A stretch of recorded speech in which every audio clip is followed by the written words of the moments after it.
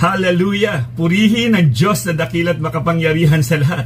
Miyerkules na naman po ngayon, may midweek service na naman tayo. Magpasalamat po tayo lagi sa Panginoon dahil lagi siyang may panawagan. Mayroon siyang laging paalala sa ating mga tao bilang tunay na mananampalataya. Patuloy nating nararanasan lagi ang kagalakan, kapayapaan at pag-asa. Ang dalangin ko kapatid, naway nasa maayos kang kalagayan at patuloy mong nararanasan ang presensya ng ating Panginoong Diyos. Kung naalala po ninyo, nung ako po'y nag-share sa inyo nung nakaraang midweek service, ang mensahe ngayon sa gabing ito, parang na lamang ito sa mga Kristiyano. Kaya nga, pansinin natin, Kristiyano na tayo pero nagsasuffer pa rin tayo sa mga kasalanan. Ang kasalanan na meron tayo, dinala ni Kristo doon sa krus ng Kalbaryo. Ang layunin nito para palayain tayo. Kaya nga kung minsan, kung ipinapatong natin ang ating paa sa kasalanan, nagkakaroon ulit siya para balikan kanya. Oo, nagkakamali tayo paminsan-minsan. Kaya nga kapag narinig na ninyo ang panawagan na mula sa ating Panginoon, huwag ninyong patitigasin ang inyong puso. Paano natin lalabanan ng kasalanan? Ito ba yung sa pamamagitan ng ating lakas? Ito ba yung sa pamamagitan ng ating kayamanan? Ito ba yung sa ating katanyagan sa mundong ito? Number 1 po na dapat nating tatandaan, manatili sa panig ni Kristo. Sa huling kapanahunan po, lalabas ang mga bulaang propeta. Isishare nila na hindi si Kristo ang tunay na Diyos. Tao lamang siya. Tandaan po natin, si Kristo ay 100% God, 100% human. Sa mga tunay na Kristiyano na nagsasabing Kristiyano, sumusunod at nananatili kay Kristo. Dapat makita sa atin yung tatak ng pagiging tunay na Kristiyano. Kapag walang Kristo, walang pagbabago sa buhay ng tao. Sa panahon ngayon, kapatid, kapag wala kang Kristo sa buhay mo, siguradong aburidong-aburido ka o kaya wala kang kapayapaan. Mag-aalala ka, lalo na pataas na ng pataas ang mga bilihin. So, pangalawa mga kapatid, manampalataya sa magagawa ni Kristo. Hallelujah! Hindi sa magagawa mo, hindi sa magagawa ng gobyerno, hindi sa magagawa ng sino mong kinikilala mong tao. O napatunayan niya na yan doon sa krus ng Kalbaryo. Nang ibigay niya ang kanyang buhay para sa iyo, para sa akin. Ano pang alalahanin na hindi niya kayang ibigay para sa iyo, para sa akin? Kaya nga po sa mga tunay na sinelyuhan ng banal na Espiritu ng Diyos, hindi po talaga mapipigil sa paglilingkod sa ating Panginoon. Gagawin po natin kung ano man ang nais. Nariyan ang kanyang mga salita, kaya hindi tayo maliligaw, hindi tayo mawawala ng pag-asa dahil may mga pangako ang ating Panginoon. Pangatlo, magpasakop sa kapangyarihan ni Kristo. Hallelujah! Huwag kung kani-kaninong kapangyarihan. Ano mang itinatag ng tao sa mundong ito, hindi mo pwedeng mapanghawakan yan. Pang-apat, matyagang manalangin kay Kristo. Kailangan po talaga matyaga tayong nananalangin sa ating Panginoon Dapat nakikipag-usap tayong lagi. Nagpapakumbaba po tayo sa harapan ng ating Diyos. Alam natin na hindi natin magagawa ang mga bagay-bagay kung wala ang tulong at lakas ng Diyos sa buhay natin. May mga bagay tayo na hindi natin kaya. May mga bagay na talagang ang Diyos lamang ang makagagawa ng mga imposible. Kung tayo po ay lalapit sa Panginoon at naibigay mo na sa paanan ng Diyos ang lahat ng ngayong mga alalahanin, mapapayapa ka na. Alam mong hindi ka pababayaan ng Diyos at nauunawaan mo sa tuwing nananalangin tayo para tayo nakikipag-usap sa ating Ama at pagkatapos mong manalangin, nare-refresh ka na. Sa mga balak o plano o layunin natin, isanggunin natin sa ating Diyos na makapangyarihan. Dahil siyang may hawak ng buhay natin. Mahirap na pong magkamali, mga kapatid. Tunay po na napagpala tayo sa isang napakagandang mensahe ng Panginoon. At ngayong gabi na naman, meron na namang panawagan ng ating Panginoon. Kaya nga dapat lagi tayong magpasalamat sa ating Diyos. Sa panahon ng kalungkutan, nariyan ang kanyang mga salita na nagbibigay sa atin ng gabay upang patuloy na tahakin ang kalooban ng ating Panginoon. Kaya nga mga kapatid, sa mga oras na ito, pumanatag ka at ang Diyos ang bahala sa iyo. So mga kapatid, ang ating pong pag-aaralan sa gabing ito, Diyos ang dapat tawagan sa panahon ng kaguluhan. Hallelujah! Mga kapatid, kung mapapansin po natin, narito na tayo sa panahon na parabang ang mga tao ay patuloy sa paggawa ng kasamaan. Pero ang mga tunay na tinawag ng Diyos ay magpapatuloy sa paggawa ng kalooban ng ating Panginoon. Kung mapapansin po natin, kaliwat kanan na po ang lindol. giyera sa iba't ibang mga bansa. Hindi ba't yan ang sign na malapit nang dumating ang ating Panginoong Jesucristo? Di ba't kagalakan ng mga tunay na mananampalataya yan? Dahil ang propesiya nangyayari na. At sa mga tunay na mananampalataya, pinananabikan natin. Dahil alam nating malapit nang dumating ang ating Panginoong Jesucristo. Kaya nga kapatid, hindi ito yung panahon na para bang paisi-isi na lamang tayo sa mga tunay na Kristiyano. Kapatid, may mga gawain ipinagagawa sa atin ng Panginoon. Gawin natin ang kalooban ng Panginoon. Pakinggan natin ang kilos ng banal na Espiritu ng Diyos sa buhay natin upang lalong mapabanal ang buhay natin. Sapat na ang ginawa ni Kristo doon sa krus ng Kalbaryo. Kaya nga, babalikan ko ulit sa inyo. Pagdating sa kaligtasan, meron tayong tinatawag na repent and recognize that Jesus alone is our Savior. Believe that His death on the cross is the only way to save us. And receive the free gift of salvation through faith. Hindi po yan dyan nagtatapos. Magpapatuloy po yan. Kapag naunawaan mo ang kaligtasan na meron ka, nauunawaan mo na yung ginawa ni Kristo doon sa krus ng Kalbaryo, kung gaano iyong kasagrado para sa atin. Meron na tayong tinatawag nating MSS. Ano itong MSS? Make Jesus your only Lord, submit your will to His will, and surrender your all to Him. Bakit ko binalikan yan? Kasi may malaki pong ang kinalaman nito, yung kaligtasan na meron tayo sa ating pag-aaralan sa panahon po na ating kinalalagyan. Kaya nga mga kapatid, Diyos ang dapat tawagan sa panahon ng kaguluhan. Hallelujah! Papanatag ka. Sige po mga kapatid, kung meron po kayong Biblia dyan sa inyong mga tahanan, pwede po ninyong sabayan ako. Basahin po natin ang panawagan po ng ating Panginoon at magdulot ito sa atin ng kagalakan. 2 verse lamang po ito, pero napakalaman nito para muling ipanumbalik yung kasiglahan natin na magtiwala sa ating Panginoon. Sige po, basahin po natin mga kapatid. Mga Awit chapter 20 verse 7, mayroong umaasa sa karwahing pandigma at mayroon din sa kabayo nagtitiwala. Ngunit sa kapangyarihan ni Yahweh na aming Diyos, nananalig kami at umaasang lubos. Hallelujah! Nananalig sa iyo Yahweh ang kumikilala sa iyong pangalan dahil wala pang lumapit sa iyo na iyong tinanggihan. Purihin ang salita ng Diyos. Tayo po'y manalangin at lumapit sa ating Diyos na makapangyarihan. Hallelujah! Aming Diyos na dakilat banal, maraming salamat po Panginoon sa gabing ito. Salamat po sa mga salitang aming nabasa. Dalangin po namin Ama ang patnubay ng iyong banal na Espiritu upang maitanim sa aming puso ang mga salitang ito at magdulot sa amin ng katatagan ng aming pananampalataya. Dakilang Diyos na makapangyarihan, gamitin niyo po ako bilang daluyan ng inyong pagpapala at magdulot Panginoon ang mensaheng ito sa lahat ng aking mga kapatid na mananampalataya. Magbigay sa kanila ito ng tunay na kagalakan. Ama, wala po kami ibang inaasahan kundi ang pagkilos lamang ng iyong banal na Espiritu sa buhay namin. Hallelujah! Purihin ka, dakilang Diyos. Samahan niyo po kami lagi sa pag-aaral namin ng iyong mga salita. Huwag niyo pong hahayaan, Panginoon, na kami po, Panginoon, ay hindi makapaglingkod sa inyo. Maraming salamat po, nawa ang mga salitang ito magdulot sa amin ng lakas ng loob upang patuloy na magpahayag ng mabuting balita. Purihin ka, dakilang Diyos, sambahin ang pangalan mo sa pangalan ni Jesus. Amen. Hallelujah. Napakaganda po ng verse na ating binasa kanina. Tunay nga po na nagpapakita ito na dapat tayo ay magtiwala sa ating Diyos. Sabi nga doon, balikan lang natin, mayroong umaasa sa karwahing pandigma at mayroon din sa kabayo nagtitiwala. Ngunit sa kapangyarihan ni Yahweh na aming Diyos, nananalig kami at umaasang lubos. Napakagandang paalala nito mga kapatid. Sa panahon ba na ating kinalalagyan, kanino ba nakasandig ang ating tiwala at pananampalataya? Baka kasi minsan umaasa tayo doon sa mga taong akala natin siya talaga ang nagbibigay sa atin ng lakas. Mga kapatid, kung naalala ninyo ng Sunday service, si King Uzziah inasahan ng bayan ng Israel, pero nung namatay siya, nalugmok sila sa kasamaan. Mga kapatid, ang dapat nating asahan sa panahon na para bang tayo nakakaranas ng hindi tayo napapanatag, sa Diyos dapat tayo lumapit. Walang maitutulong ang sino mang tao sa buhay natin. Ang Diyos ang kailangan natin sa panahon ng kaguluhan, sa panahon ng kalituhan. Diyos ang dapat lapitan. Isang paalala ito na dapat nating maitanim sa puso at sa isipan. Sabi doon sa verse 10, nananalig sa iyo Yahweh ang kumikilala sa iyong pangalan dahil wala pang lumapit sa iyo na iyong tinanggihan. Yan ang identity ng ating Panginoong Diyos. Hallelujah. Hallelujah.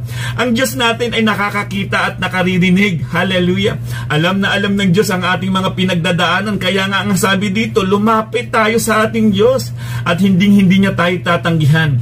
Aminin natin na nagkamali tayo at lumapit tayo sa Diyos. Yan lang naman lagi ang inaantay ng ating Panginoon. Kaya nga, minsan huwag tayong magtitiwala sa sarili nating kakayanan. Huwag tayong magdidesisyon na hindi kasama ang Diyos sa buhay natin. Minsan, dito sa mundong ating kinalalagyan, minsan, kung mapapansin natin ang mga bangko, sabi ng BDO, we find ways. Hallelujah. Sabi naman ng BPI, ready today, ready tomorrow. Sabi naman ng Metrobank, you're in good hands. So, ang mga bangkong ito minsan, kadalasan, pinangahawakan ng mga tao. Alam naman po natin mga kapatid, kapag ginawa ng tao, itinatag ng tao na hindi kasama ang Diyos, tunay nga bang mapapanghawakan yan? Yang mga salitang yan, kaya sinabi para madaling matandaan na kapag sinabing we find ways, may BDO yan para matandaan ang kanilang pangalan at doon mo ilalagak ang tiwala mo sa kanila. Naaalala ko lamang yung isang bangko na ngayon wala na. Subok na matibay, subok na matatag. Pero ano bang nangyari ngayon? Wala na po yung bangko na yun. Kaya nga, sa mundong ito mga kapatid, kung ang paniniwala mo at tiwala mo, isasandig mo sa mga tao na naglagay ng kanilang legacy dyan. Kapatid, hindi mo mapapanghawakan yan. Sa panahon ng kaguluhan, walang sino man ang dapat lapitan. Ang Diyos na may likha ng langit at lupa. Siya lamang ang pwedeng tumulong sa atin. Yan ang panawagan niya ngayon sa gabing ito mga kapatid.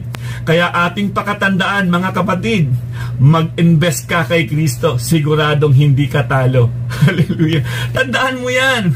Kaya yung buhay mo ngayon, i-invest mo na kay Kristo, ilagak mo na sa ating Diyos. Siguradong wala kang pagsisisihan pagdating ng panahon. Mga kapatid, tandaan natin kung tunay na Kristiyano ka, ang buhay natin ngayon ay para na kay Kristo. Hallelujah. The more na naglilingkod tayo sa Panginoon, hindi naman nalilimot ang lahat ng ating ginagawa para sa kanyang kaluwalhatian. Lahat yan, recorded yan, kahit walang nakakakita. Magtapat sa Diyos na siyang nakakakita ng lahat ng ating ginagalawan. So ang ating memory verse sa gabing ito, napakaganda nito mga kapatid. Higit na mabuti doon kay Yahweh magtiwala ako kaysa panaligan niyaong mga tao. Hindi ba ang gandang paalala niyan? Madalas kasi sa tao tayo nagtitiwala. Madalas kasi sa mga kumpanya na mayroon na parabang napakatatag. Madalas doon natin isinasalig ang ating tiwala. Kaya minsan, wala tayong panahon sa paglilingkod sa ating Panginoon. Kaya nga yung panawagan ko lagi na God first, nagre-rema po yan sa buhay natin. Dapat yan lagi sa bawat desisyon ng buhay natin. Dapat ang Diyos ang ating sinasangguni. Huwag tayong magtitiwala sa pabigla-bigla nating mga desisyon. Baka mapalayo tayo sa ating Panginoon. Ang tunay na biyaya, inilalapit ka sa Panginoong Diyos. Kapag sinasabi mong biyaya yung nakakamtan mo, pero wala ka na doon sa kalooban ng Panginoon, hindi mo na nagagawa ang nais ng Diyos sa buhay mo, hindi yan biyaya. Maliwanag po yan sa mga tunay na Kristiyano, nadidiscern po natin yan mga kapatid. Bakit tayo tumatawag sa Diyos sa panahon ng kaguluhan? Hallelujah, magandang katanungan to. Tumatawag tayo sa Diyos para sa kapanatagan natin sa mga alalahanin. Hallelujah.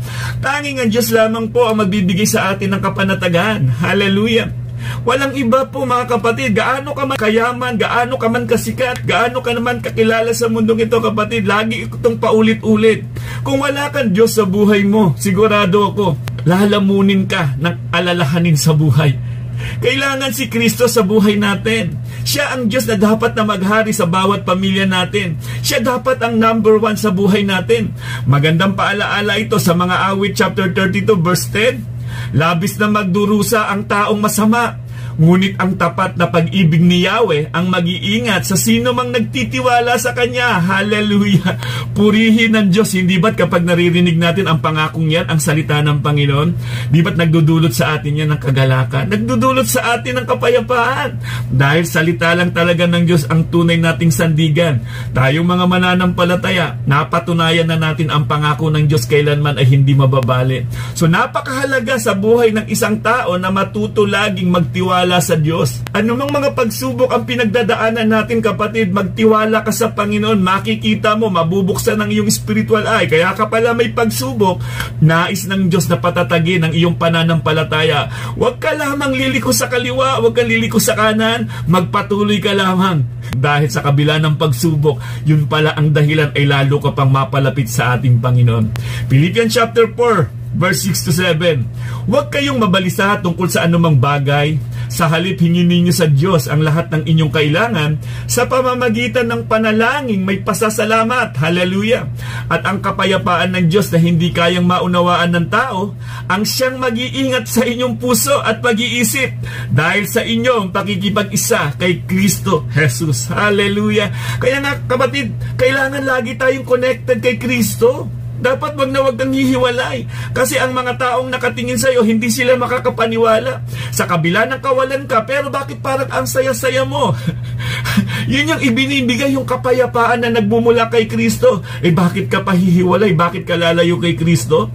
Ang pinakamahalaga sa mundong ito habang nabubuhay kami, yung meron kang kapayapaan at kagalakan. Kanino nagmumula yan? Hindi ba't sa ating Panginoong Hesukristo yan? Naalala po natin sa Matthew chapter 6, yung pinaalalahanan ni Jesus ang kanyang mga disipulo. Kasi ang kanyang mga disipulo, nagmimisulan ng mga hintil.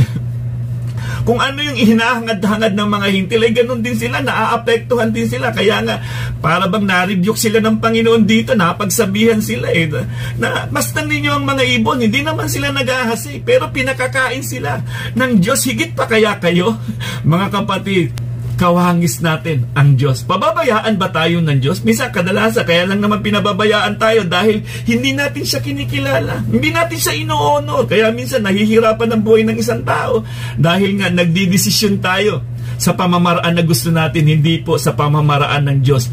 So ano ang kadalasang nararanasan ng isang taong nilamon na ng mga alalahanin sa buhay? Hallelujah! Yung mahirap makatulog. Hallelujah! Isang napakagandang kaloob po, yung meron tayong mahimbing na pagkatulog.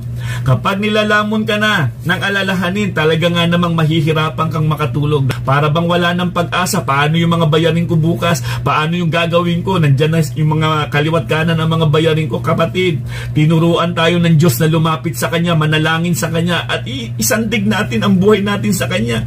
Kaya ka naman nabubuhay dito sa mundong ito, kapatid, may dahilan Diyos para sa buhay mo. Huwag mong sasabihin kahit may karamdaman ka, hanggat nagising ka sa umaga, magpasalamat ka sa Panginoon at magpuri ka sa Panginoong Diyos. May dahilan siya kung bakit ka pa niya binubuhay. Sinusustain niya pa ang iyong pangangailangan. Piliin natin lagi ang mapalapit sa Diyos. Sa isang tunay na Kristiyano, kapag puno ng salita ng Diyos, walang magagawa ang kaaway. Kasi ang kaaway na ito, siya ang nagbibigay sa atin ng mga alalahanin. O kadalasan naman, yung paghakbang natin na palayo sa Diyos, kaya tayo nagkakaroon ng maraming alalahanin. Pangalawa kapatid, nawawala ng kagalakan at kapayapaan dahil sa kaiisip ng solusyon. Minsan akala natin nasa atin magmumula ang solusyon. Gagawa tayo ng pamamaraan kahit liko sa kalooban ng Panginoon. Akala mo ba nasolusyonan mo na? Lalo mo lang pinalalaki ang problema. So wag nating babaluktutin kung ano ang sinabi ng Panginoon na pamamaraan ng gusto niya. Doon dapat tayo. Kaya nga napakahalaga na tayo po ay nakababad sa salita ng Panginoong Diyos dahil hindi tayo kailanman maliligaw, mga kapatid. So ang mga tunay na Kristiyano ay namumuhay sa panig ni Kristo.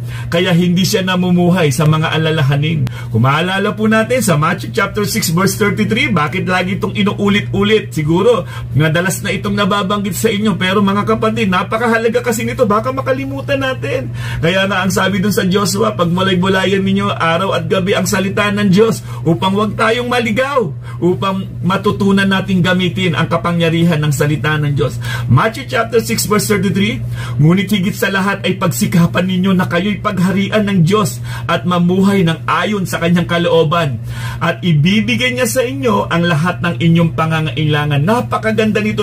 Anong ibig sabihin nito? Pagsikapan daw natin na tayo ay pagharian ng Diyos. Ang ibig sabihin nito, sa buhay na meron tayo, dapat laging Diyos ang napaparangalan sa buhay natin. Sa bawat desisyon na gagawin natin, dapat dandoon ng Diyos. Hallelujah! Manindigan tayo sa katotohanan dahil alam ng Diyos ang lahat ng ating pangangailangan. Alam ng Diyos ang lahat kung ano ang mabuti para sa atin. So kung ikaw ay titingala, iyong makikita Diyos ay tawagan at siya ang asahan kaysa ikaw ay magpaikot-ikot at di alam ang patutunguhan. Minsan sa sobrang alalahanin natin, hahanap tayo ng solusyon sa ibang tao, kaya tayo ikot ng ikot, hanggang sa dumating na hilong-hilo na tayo, hindi na natin alam kung ano ang gagawin. Yun ang mahirap. Gumawa ka ng kaparaanan mo, desisyon mo, nagpaikot-ikot ka, samantalang ano sabi ng Panginoon, ang lahat ng nabibigatan, lumapit kayo sa akin at kayo bibigyan ko ng kapahingahan. Hindi ba't salita ng Diyos yan? Hindi ba't ang Diyos ang lumikha ng langit at lupa at lahat ng mga bagay na narito, maging ikaw, nilikha ng Panginoon? Kanino ka ba lumalapit? Sa kapwa mo rin tao? Kapatid, mabibigo ka. Sa Diyos lumapit. Sa Diyos tayo magtiwala. Kaya nga sa panahon ng kaguluhan, dapat may Kristo ka sa buhay mo, mapapanatag ka, kapatid. Sa panahon na para bang litong-lito ka na at kung saan-saan ka tumitingin, mas maganda, mga awit 121 verse 1 and 2. Doon sa mga burol, ako'y napatingin. Sasaklolo sa akin, saan manggagaling? Ang hangad kong tulong kay Yahweh magmumula sa Diyos na lumikha ng langit at ng lupa. Hallelujah. Yan dapat yung desire natin. Yung tulong na inaasahan natin, hindi sa tao. Sa Diyos manggagaling ang ating tulong. Ang lakas na kailangan natin galing sa Diyos upang tayo'y mapayapa sa lahat ng ating mga alalahanin. Mga awit chapter 37 verse 7 to 8. Sa harap ni Yahweh ay pumanatag ka, maging matyagang maghintay sa Kanya.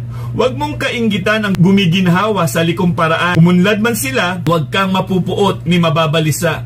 Iyang pagkagalit, iwasan mo sana. Walang kabutihang makakamtan ka. Hallelujah. Kapatid, huwag mong igagrab pag alam mong hindi ang kalooban ng Panginoon.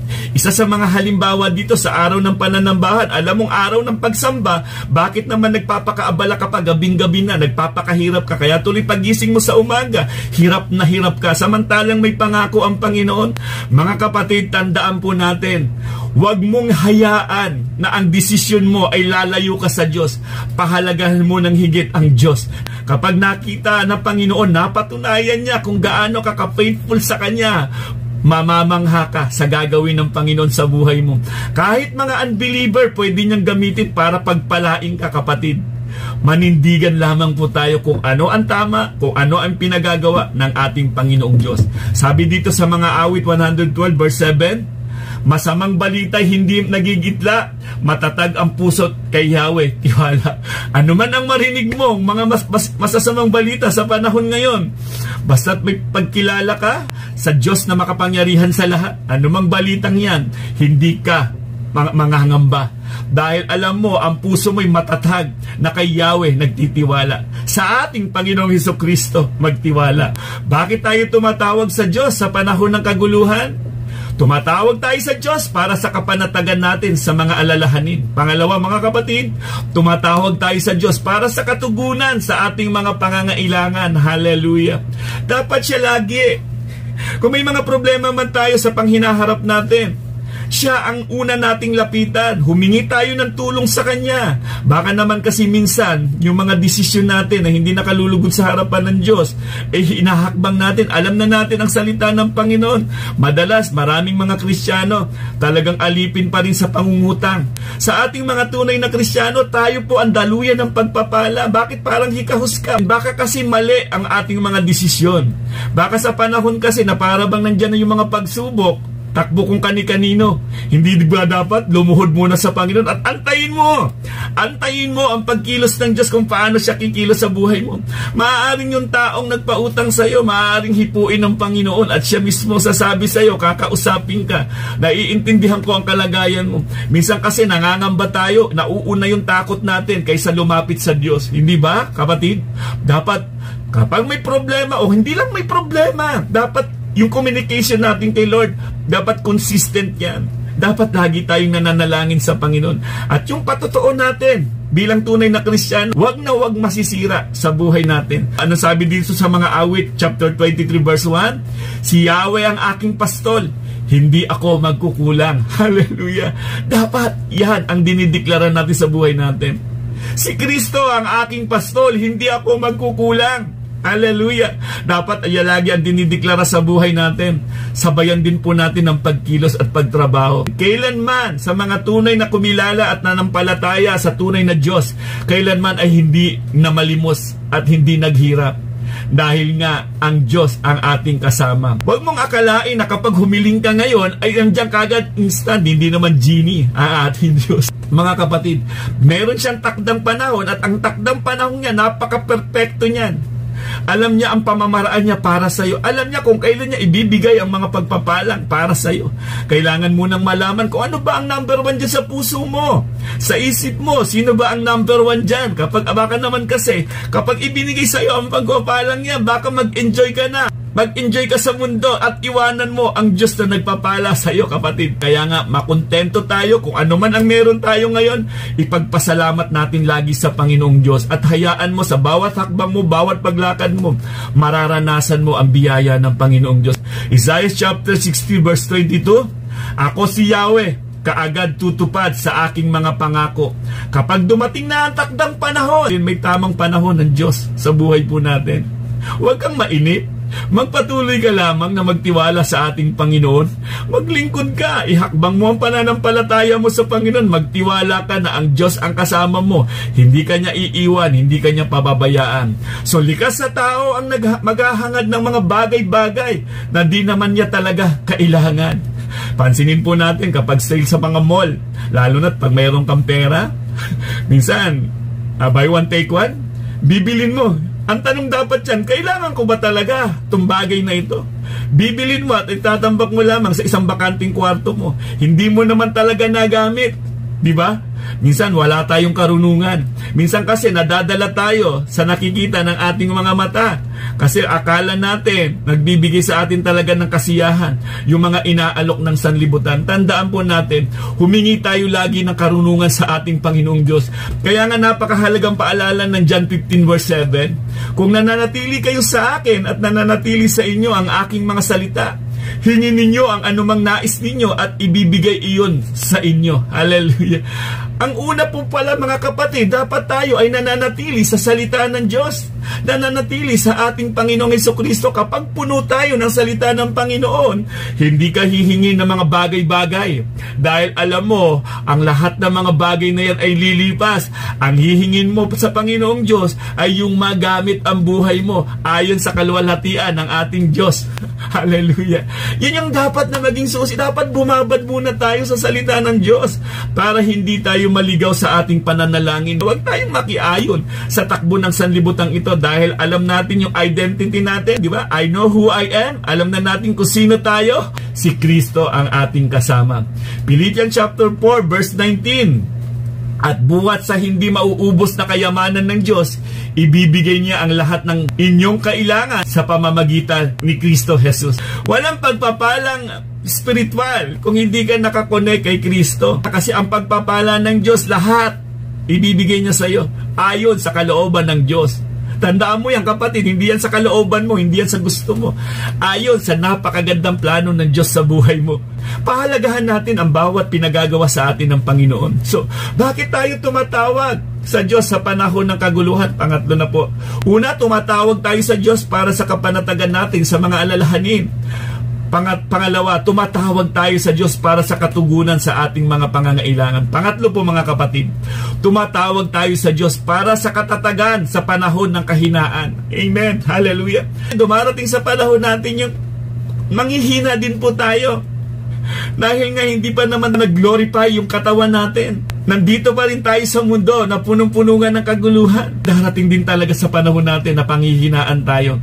Kaya nga mga kapatid, napakahalaga ng Diyos sa buhay natin.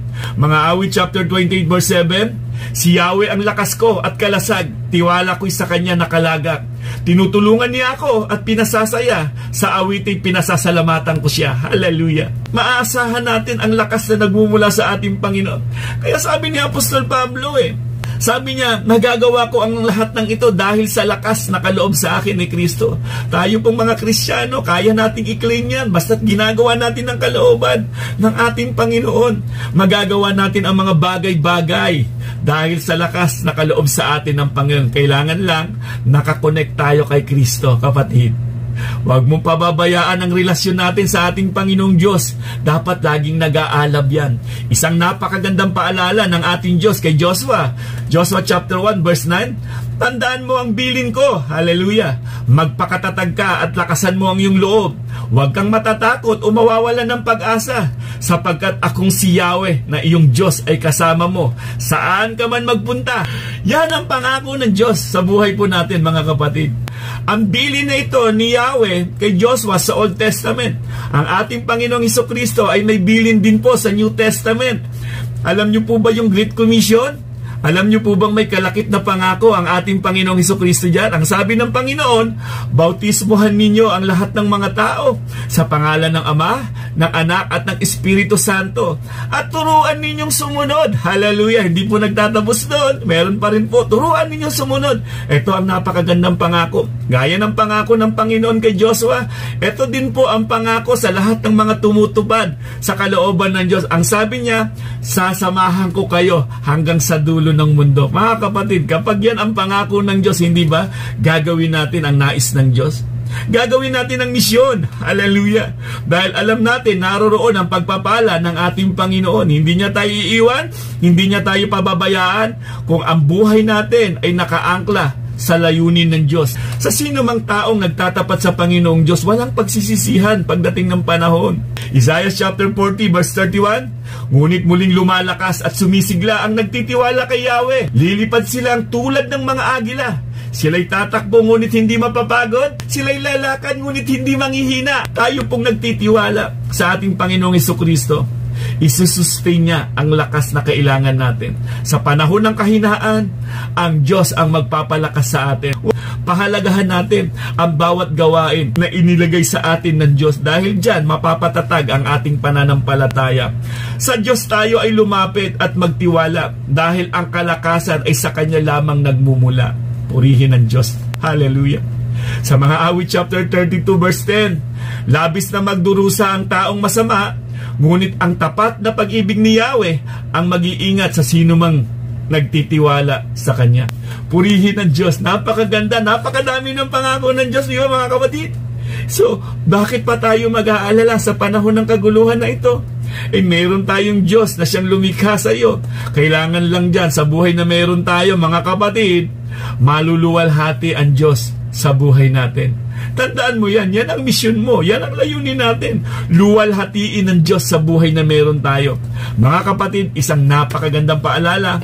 Kawikaan chapter 3 verse 5 to 7, kay Yahweh ka magtiwala buong puso at lubusan, at huwag kang mananangan sa sariling karunungan. Sa lahat ng iyong gawain, siya nga'y alalahanin, upang ika'y patnubayan sa iyong mga tatahakin. Huwag mong ipagyabang ang iyong nalalaman. Igalang mo't sundin si Yahweh at lumayo ka sa kasamaan. Hallelujah! Hindi ba't napakagandang paalala niya sa atin? Huwag tayo magtitiwala sa sarili nating karunungan. Hallelujah! Magtiwala tayo sa napakagandang plano ng Diyos, at huwag mong ipagyabang kung ano man ang meron ka. Dapat ang nag-glorify dyan, nagagamit yan sa kaluwalhatian ng Diyos. Diba? Surrender your all to Him. Lahat ng meron ka, isuko mo sa paanan ng Diyos. Hallelujah! Tandaan po natin, ang Diyos po natin ay Diyos na dakila at Diyos na makapangyarihan sa lahat. Tunay na maaasahan sa panahon ng kaguluhan. At hindi nagbabago, siya yung Diyos noon hanggang ngayon. Hallelujah! Kaya nga mga kapatid, sa panahon na ito, na para bang wala ng pag-asa, pataas ng pataas ang mga bilihin, halos lahat ng mga tao nagre-reklamo na. Tandaan mo kapatid, wala kang pwedeng sandigan sa buhay mo na meron ka. Walang sino man pwedeng sumaklolo sa iyo sa panahon ng kaguluhan. Diyos ang dapat sandigan sa panahon ng kaguluhan. Kapatid, mauunawaan po natin na ang buhay natin dito sa mundo ay isang buhay na dapat nagagamit sa kalooban ng Diyos, na ipapaglingkod sa ating Diyos na makapangyarihan sa lahat. So mga kapatid, balikan ko lamang po yung Philippians chapter 4 verse 6 to 7, at dito na po tayo magtatapos. Tandaan po natin, sa panahon ng kaguluhan, mayroong Diyos na dapat lapitan. Huwag kung kani-kanino. Kung meron man tayong nakikitang mga establishment na para bang napakatatag, hindi natin mapapanghawakan dyan, dahil naalala natin ang ating Panginoong Hesukristo nung nakita niya ang napakagandang templo. Na nakita niya, sabi niya sa mga alagad, nakikita niyo ba yung napakagandang templong yan? Darating ang panahon, ni magkapatong na bato, wala kayong makikita dyan. Lahat ng yan na nakikita mo, na ginawa ng tao, walang forever dyan. Doon tayo sa forever. sa ating Panginoong Hesukristo, mga kapatid. So Philippians chapter 4 verse 6 to 7, huwag kayong mabalisa tungkol sa anumang bagay, sa halip hingin ninyo sa Diyos ang lahat ng inyong kailangan. Sa pamamagitan ng panalangin, may pasasalamat. Hallelujah! At ang kapayapaan ng Diyos na hindi kayang maunawaan ng tao, ang siyang mag-iingat sa inyong puso at pag-iisip dahil sa inyong pakikipag-isa kay Kristo Jesus. Hallelujah! Ganyan ka-powerful si Kristo sa buhay natin. Nararanasan mo ba yan, kapatid? Sa panahon ba ng kaguluhan? Sa panahon ba ng mga alalahanin sa buhay? Sa panahon ba ng kahinaan? Nilalapitan mo ba talaga ang tunay na Diyos na pwedeng tumulong sa iyo, kapatid? Diyos muna. Luhod sa Diyos, lapit sa Diyos sa panahon na kahinaan mo. Humingi ka ng lakas sa Diyos. Kung nagkukulang ka man ng karunungan, humingi sa Diyos na pinanggagalingan ng karunungan. Naalala natin, omniscient God, omnipotent God, omnipresent God. Yan ang katangian ng Diyos na siyang dapat nating nilalapitan. Hayag na sa atin ang kapangyarihan ng Diyos. Mula Old Testament hanggang New Testament, hindi nagbabago. Kaya nga, huwag tayong mahiyang lumapit sa ating Diyos. Ang kailangan lamang po natin, siyasatin natin ang ating sarili. At kung sakali mong nagkamali tayo, magpalinis tayo sa ating Diyos. Natutunan na natin yan na tanging ang Diyos lamang ang may kakayanang maglinis sa ating mga kasalanan at nagpapatawad sa ating mga kasalanan. Sapat na ang ginawa ni Kristo doon sa krus ng Kalbaryo upang tayo ay mapalaya sa kasalanan. Hallelujah! Tandaan po natin lagi ang 1 Corinthians chapter 15 verse 1 to 4. Yung ginawa ni Kristo doon sa krus ng Kalbaryo, ang siyang nagpalaya sa iyo. Maging ang mga alalahanin mo, pinalaya ka na niyan, kapatid. Kailangan lamang nating matutunan ang kapangyarihan na meron tayo. Yung identity natin, kung sino na tayo ngayon, ambassador tayo ni Kristo. So mga kapatid, naway na pagpala po tayo na naman sa isang napakagandang panawagan po ng ating Panginoon. Talaga nga pong excited akong ibahagi ang mabuting balita ng ating Panginoon dahil alam natin, ang lakas natin ay nanggagaling kay Kristo. Kaya't magpatuloy tayo sa lahat ng mga gawain na meron tayo sa iglesyang ito. Sumama po tayo, humakbang po tayo. Meron tayong dyan Bible study, meron tayong dyan Kingsmen Fellowship, meron tayong Dawnwatch Prayer every Saturday. Gustong-gusto ko po kayong makasama, mga kapatid. Ihakbang ninyo ang inyong pananampalataya. Hindi kayo mabibigo, mga kapatid. Pahalagahan po natin ang lahat ng mga gawain. Sa Great Commission na inutos sa atin ng Panginoon, ikaw at ako tinawag ng Diyos para sa gawain iyan. So mga kapatid, huwag nating limitahan. Nasasabihin natin, hindi ko na kaya kasi medyo may edad na ako. Hindi ko na kaya dahil may karamdaman ako. Hanggat nabubuhay ka, ang buhay na meron ka ay paglilingkod sa ating Diyos na makapangyarihan sa lahat. May dahilan kung bakit nagigising ka pa sa umaga. May dahilan kung bakit nakakapagsalita ka pa upang ipalaganap ang mabuting balita ng ating Panginoong Hesukristo, upang maraming mga tao pa ang makarinig ng mabuting balita at magkaroon din po sila ng pag-asa, gaya ng pag-asa na meron tayo na nagmumula sa ating Panginoong Hesukristo. Mga kapatid, sumain niyo nawa ang kagalakan, kapayapaan at pag-asa, at patuloy nating ipahayag sa pangalan po ng ating Panginoong Hesukristo. May buhay na walang hanggan at may kagalingan. God bless and God first. Purihin ang Diyos na dakila. Hallelujah.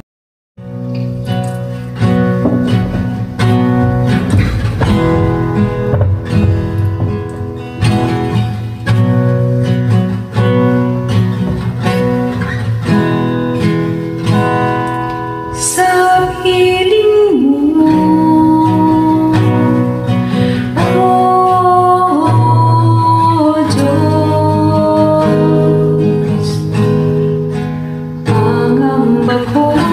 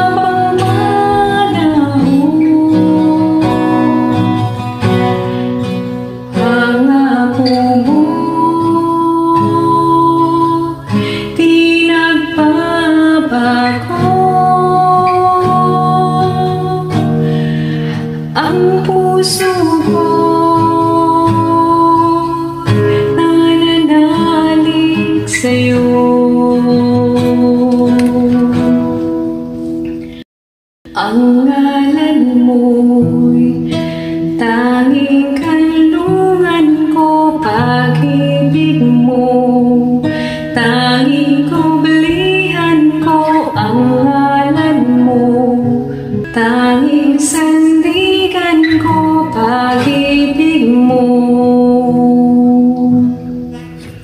Ang ngalan mo tanging kanlungan ko, pag-ibig mo tanging kublihan ko. Ang ngalan mo tanging sandigan ko, pag-ibig mo.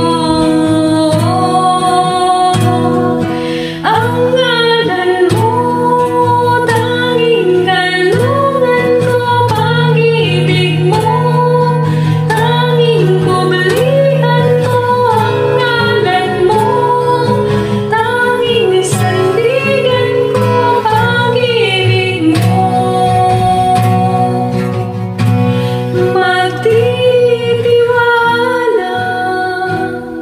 sa'yo, Panginoon.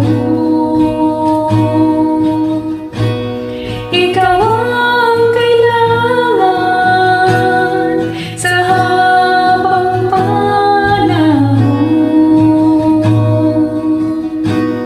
Magtitiwala sa'yo,